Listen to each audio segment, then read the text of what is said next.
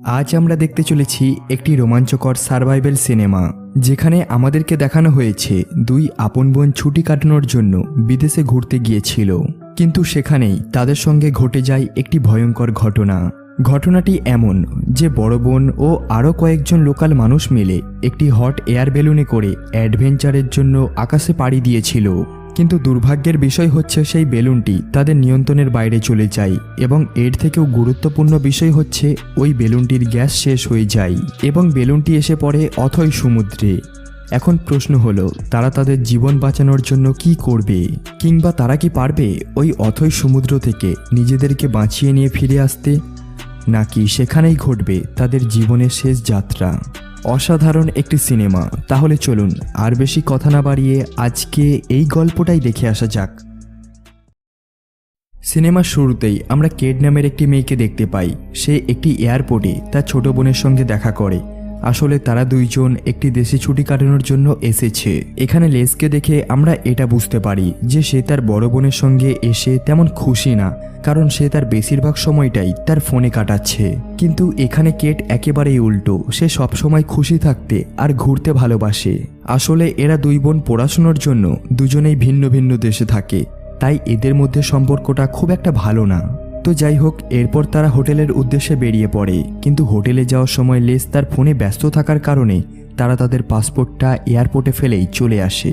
অন্যদিকে আমরা হোটেলের দৃশ্য দেখি, যেখানে আমরা দুইজন কাপেলকে দেখতে পাই, কিন্তু এরা দুজনে যা কাজ করে সেটা আসলেই অনেকটা অবাক করার মতন, যেটা আপনারা কিছুক্ষণ পরেই জানতে পারবেন। তো এরপর যখন কেট ও তার বোন হোটেলে আসে, তখন চেকিংয়ের জন্য তাদের কাছ থেকে পাসপোর্ট চাওয়া হয়, কিন্তু তাদের কাছে তো পাসপোর্ট ছিলই না, কারণ সেটা তারা এয়ারপোর্টে ফেলেই চলে এসেছে, যার জন্য কেট লেসকে বকাবকি করতে শুরু করে।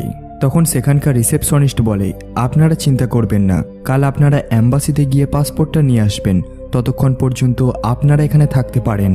তো যাই হোক, এরপর তারা দুজনে তাদের রুমে চলে আসে। সেখানে কেট এসে ফ্রেশ হয়ে নেয়, আর সেখানে এসে লেস মোবাইল ঘাঁটতে ঘাঁটতেই ঘুমিয়ে পড়ে। এইদিকে আবার কেটের খিদেও লেগেছে, তাই সে তার ছোট বোনকে রুমে রেখেই বাইরে একটি ক্লাবে চলে যায়। সেখানে কেটের কাছে একটি মেয়ে আসে, যাকে আমরা কিছুক্ষণ আগেই দেখেছিলাম, অর্থাৎ হোটেলের সেই কাপেলটি। আর সেখানে তার বয়ফ্রেন্ডও রয়েছে, যে দূরে দাঁড়িয়ে সব কিছুই দেখছিল। আসলে এদের কাজ ছিল কিছুটা এইরকম, যে সেখানে ঘুরতে আসা একলা মেয়েদের সঙ্গে প্রথমে বন্ধুত্ব করে নেয় এবং তাদেরকে কথার জালে ফাঁসিয়ে তাদের রুমের চাবি চুরি করে নেয়। তারপর তার বয়ফ্রেন্ড সেই চাবির সাহায্যে তাদের রুমে গিয়ে দামি দামি জিনিস চুরি করে নেয়, আর তারা এখন কেটের সঙ্গে সেটাই করতে চলেছে। এই মেয়েটির নাম হচ্ছে মীরা। সে কেটের সঙ্গে ড্রিঙ্ক করতে করতে তার সঙ্গে অনেক ভালো ভালো কথা বলতে শুরু করে, যেই কারণে কেটেরও তার সঙ্গে কথা বলতে ভালো লাগে এবং তাদের মধ্যে বন্ধুত্ব হয়ে যায়। এরপর তাদের ড্রিঙ্ক করা হয়ে গেলে মীরা কেটকে ডান্স করতে নিয়ে যায়, আর এই সুযোগে সে কেটের পকেট থেকে তার রুমের চাবিটা চুরি করে নেয় এবং এই কথাটা সে তার বয়ফ্রেন্ডকে SMS করে জানিয়ে দেয়। তখন সে একটি শ্যাম্পেনের বোতল নিয়ে মীরার কাছে আসে এবং তার কাছ থেকে চাবিটা নিয়ে নেয়। এখানে কেট মীরাকে বলে, আমার মনে হয় আমার এখন রুমে চলে যাওয়াই উচিত, কিন্তু এই কথা শুনে মীরা তাকে নিজের কথার জালে ফাঁসিয়ে আরও বেশ কিছুক্ষণ এখানেই থাকতে বলে। তার কথা শুনে কেটও সেখানে থাকতে রাজি হয়ে যায়, কিন্তু সে তো জানে না যে তার সঙ্গে এখন কি হতে চলেছে। তো যাই হোক, কিছুক্ষণ পর সেখানে দুটি ছেলে আসে এবং তাদের সঙ্গে ফ্ল্যাট করতে থাকে, আর এই কাজে তারাও তাদের সাথ দেয়, কারণ তারা এখন অনেক পরিমাণে ড্রিঙ্ক করে রয়েছে। এখানে ওই দুটো ছেলে কেট ও মীরাকে তাদের সঙ্গে একটি অ্যাডভেঞ্চারে যাওয়ার জন্য প্রস্তাব দেয়। এই কথা শুনে কেট তাদের সঙ্গে যেতে রাজি হয় না, কারণ সে তো তাদেরকে চেনে না। কিন্তু কিছুক্ষণ পর সে ভেবে দেখে, সে তো এখানে ঘুরতে আনন্দ করতেই এসেছে, আর এদের সঙ্গে গেলে ক্ষতি কি। তো এরপর সে তাদের সঙ্গে যেতে রাজি হয়ে যায়। এতে মীরাও তার সাথ দেয়। এরপর তারা দুজনে ওই ছেলেগুলোর সঙ্গে অ্যাডভেঞ্চারের উদ্দেশ্যে বেরিয়ে পড়ে। এখানে ওই দুটো ছেলে তাদেরকে একটি ফাঁকা ময়দানে নিয়ে আসে, আর সেখানে আমরা একটি হট এয়ার বেলুন দেখতে পাই। এর মানে হলো এরা এখন এই বেলুনে উঠেই এনজয় করবে। সেখানে কেট ওই দুজন ছেলেকে বলে, আমি আমার লাস্ট লোকেশন আমার বোনকে পাঠিয়ে দিয়েছি, আর এই জন্যই তোমরা আমার সঙ্গে খারাপ কিছু করার চেষ্টা করো না। তখন ছেলে দুটো হাসতে হাসতে তাকে বলে, এমন কিছুই হবে না। অন্যদিকে আমরা হোটেলে মীরার বয়ফ্রেন্ড জ্যাককে দেখি। সে হাতে একটি শ্যাম্পেনের বোতল এবং ওয়েটারের ড্রেস পরে কেটেদের রুমের দিকে এগিয়ে যাচ্ছে। তো যাই হোক, এইদিকে আমরা দেখি নিকের সঙ্গে থাকা তার সেই বন্ধু, যার নাম জনাস, তাকে সে একটি বেলুনের দড়ি দেয় আর গাড়ির সাথে বেঁধে দিতে বলে, কারণ তারা চায় না যে বেলুনটা বেশি দূরে যাক। কিন্তু এখানে জোনাস এত পরিমাণে ড্রিঙ্ক করে থাকে যে সে গাড়িতে দড়িটা তো বাঁধে কিন্তু দড়িটার গিঁট মারতেই ভুলে যায়। এইদিকে আবার আমরা গাড়ির ভেতরে একটি ফোন রাখা দেখি যাতে ভিডিও রেকর্ডিং হতে পারে তারা হয়তো তাদের এই অ্যাডভেঞ্চারের দৃশ্যটি রেকর্ড করছে। তো এই দিকে জ্যাক যখন কেটে রুমের ভেতরে আসে তখন সে চারিদিকে ভালোভাবে দেখে নেয় এবং সে তাদের জিনিসপত্রগুলো খুঁজতে শুরু করে। তখন লেস তাকে দেখে নেয় এবং ভয় পেয়ে একটি আলমারির ভেতরে লুকিয়ে পড়ে। আর কেটকে অনেকবার কল ও মেসেজও করে কিন্তু কেট কোনো রিপ্লাই দেয় না। এই জন্য লেস তার এক বন্ধুকে সবকিছুই বলে। তখন তার বন্ধু বলে যে যত তাড়াতাড়ি সম্ভব তুমি হোটেলের রিসেপশনে চলে যাও। ওই সময় জ্যাক আলমারি থেকে কিছু শব্দ পেয়ে আলমারি চেক করতে গেলে সে লেসকে দেখতে পায়। সে লেসকে দেখে প্রচণ্ড ঘাবড়ে যায় কারণ মীরা তাকে বলেছিল যে কেট এখানে একাই এসেছে। তো যাই হোক, জ্যাক আর চুরি না করে সোজা রুম থেকে বেরিয়ে যায় আর লেস ভয় পেয়ে বাথরুমে গিয়ে লুকিয়ে পড়ে এবং দরজা বন্ধ করে দেয়। এই দিকে দেখা যায় কেটরা যখন বেলুনে বসে একটু ওপরের দিকে ওঠে তখন তারা বুঝতে পারে যে বেলুন তাদের নিয়ন্ত্রণের বাইরে চলে গেছে, কারণ জোনাস যেই দড়িটা বেঁধেছিল সেটা আসলে খুলে গেছে আর এই জন্যই তারা খুবই ঘাবড়ে যায়। আর এই ব্যাপারটা নিয়ে তাদের মধ্যে কথা কাটাকাটি শুরু হয় আর এক পর্যায়ে তাদের এই তর্ক হাতাহাতিতে চলে যায়। এখানে কেট তার সিদ্ধান্তের উপর আফসোস করতে শুরু করে, কারণ সে তার বোনের সঙ্গে থাকলে দিব্যি ভালো থাকতো। সে কি করতে যে এখানে এসেছে। তো যাই হোক, তারা এখন কেউ বুঝে উঠতে পারছে না যে তারা এখন কি করবে, কারণ বেলুনটা উড়তে উড়তে অনেকটাই দূরে চলে এসেছে।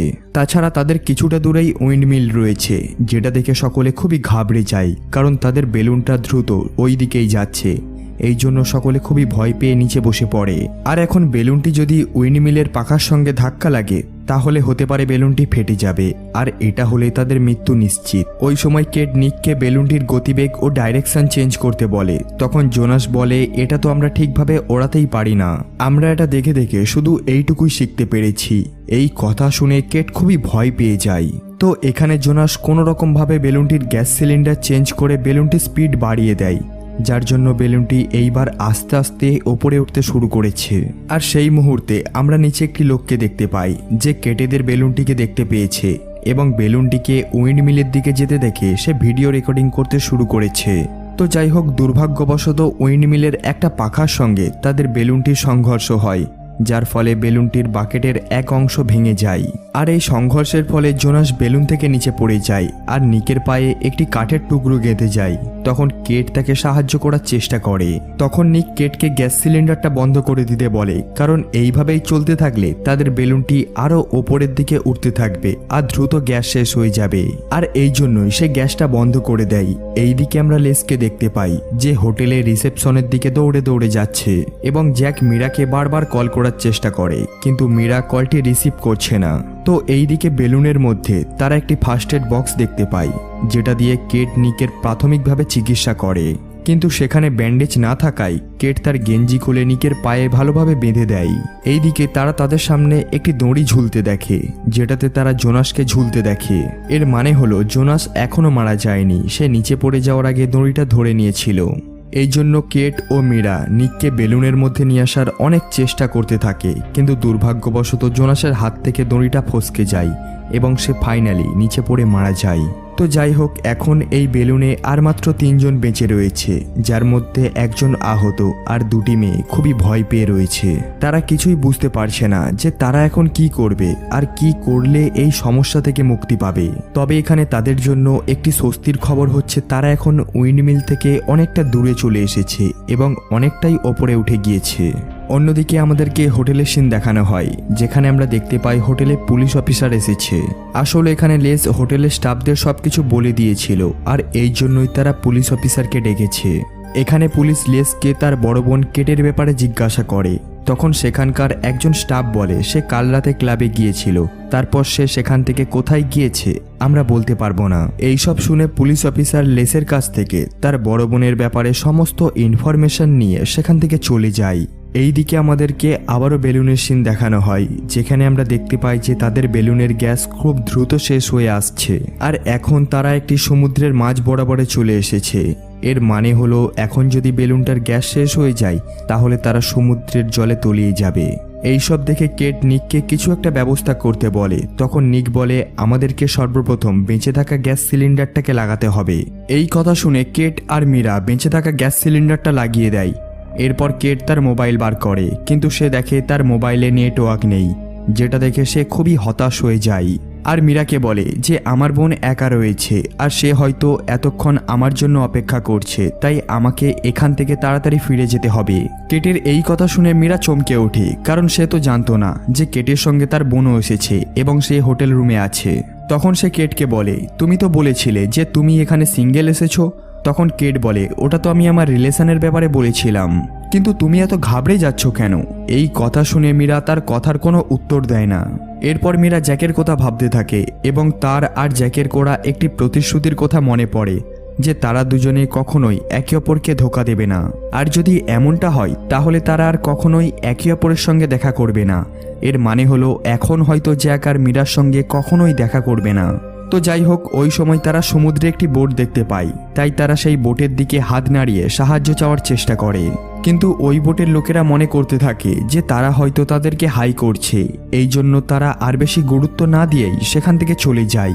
আর তখন ভুলবশত নিক বেলুন থেকে সমুদ্রের জলে পড়ে যায়। এটা দেখে তারা দুজনে নিককে বাঁচানোর জন্য কোনো রকমভাবে বেলুনটিকে নিচে নিয়ে আসে এবং বেলুনটির গ্যাস অন করে দেয়, কিন্তু ততক্ষণে অনেক দেরি হয়ে গেছে। ততক্ষণে নিক জলে ডুবে মারা গিয়েছে। আর এটা দেখার পর তারা দুজনে খুবই ঘাবড়ে যায় আর তারা দুজনে ঝগড়া শুরু করে দেয়। এরপর তারা দুজনে শান্ত হয়ে কিছু একটা ভাবতে থাকে এবং তাদের মাথায় আসে যে রাইটিং বোর্ডে কিছু একটা লিখে বেলুনের মধ্যে ঝুলিয়ে দিলে হতে পারে কেউ তাদেরকে সাহায্য করতে আসবে।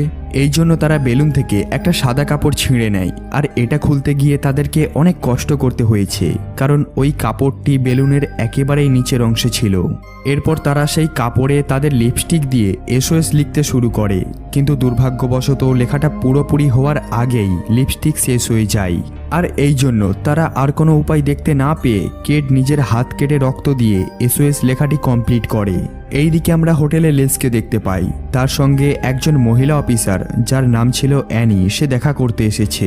সে লেসের সাথে কথা বলে আর তার কাছ থেকে কেটের লাস্ট লোকেশনটি জানতে পারে। এই দিকে দেখা যায় বেলুনটি ধীরে ধীরে সমুদ্রের দিকে নামতে শুরু করেছে, আর এইভাবেই চলতে থাকলে আর কিছুক্ষণের মধ্যেই তাদের বেলুনটি জলে পড়ে যাবে।